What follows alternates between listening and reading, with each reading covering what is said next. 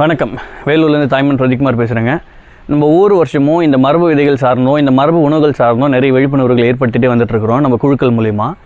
இந்த வருஷமும் பார்த்திங்கன்னா ஒவ்வொரு மாவட்டத்தில் இருந்ததை இன்றைக்கி ஒரு கிராமத்துக்கும் கொண்டு போய் சேர்க்கணுன்ற விதத்தில் நம்மளுடைய கிராமத்திலே முதல் இதை தொடங்கியிருக்கிறோம். அணைக்கட்டில் இந்த வருஷம் 13ஆம் தேதி ஜூலை மாதம் நம்ம ஊரில் இருக்கக்கூடிய கெங்கநல்லூர் விழா மேடையில் இந்த திருவிழாவை முன்னெடுத்திருக்கிறோம். அதாவது உணவு திருவிழாங்க.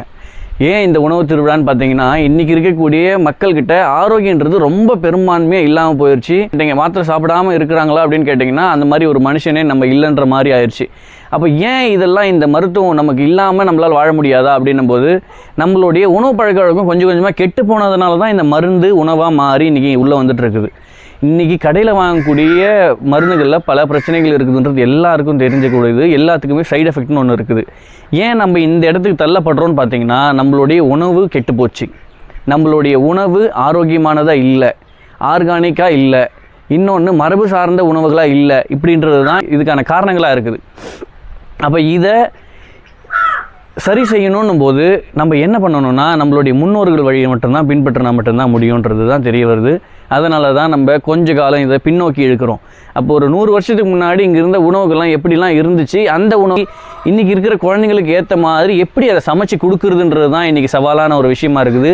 எல்லாராலையும் கருப்பு கொஞ்சம் அரிசி வாங்கிட முடியுது, ஆனால் அதை எப்படி சமைக்கிறதுன்றது தான் எல்லாருமே குழம்பி நிற்கிறாங்க. அப்போ இது எல்லாத்தையுமே சொல்லிக் கொடுக்கக்கூடிய ஒரு தளமாக தான் பார்த்திங்கன்னா இந்த உணவு திருவிழா இருக்கும். ஒரு 5-6 வருஷமாக நம்ம கண்ணெதிரில் பார்த்துட்ருக்குறோம் நம்ம அக்கா ரேகாக்காவை.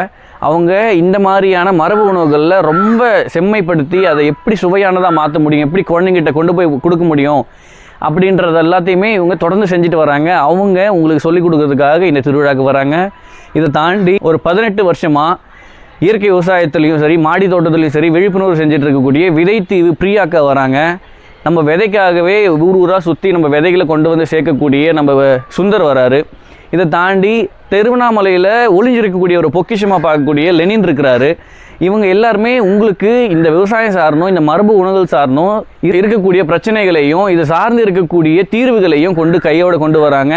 இந்த இயற்கை ஆர்வலர்களாக இருக்கக்கூடிய நண்பர்கள் எல்லாருமே இதில் வந்து கலந்துக்கணும்னு கேட்டுக்கிறேன். கலந்துக்கிட்டு பயன்பெறுங்க. நம்மளுடைய ஆரோக்கியம் தான் இங்கே முதன்மையான செல்வம், அதை தாண்டி பெரிய விஷயம் இல்லை. அப்போ இதை முதல் நம்ம சரிப்படுத்திக்கணும் அப்படின்றதுல நம்ம முக்கியமான ஒரு குறிக்கோளாக நம்ம எடுத்துக்கணும். இந்த உணவு முறையை மாற்றணும். வாங்க எங்களோட கலந்து இந்த வேலைகளை தொடங்குவோம். நன்றி, வணக்கம்.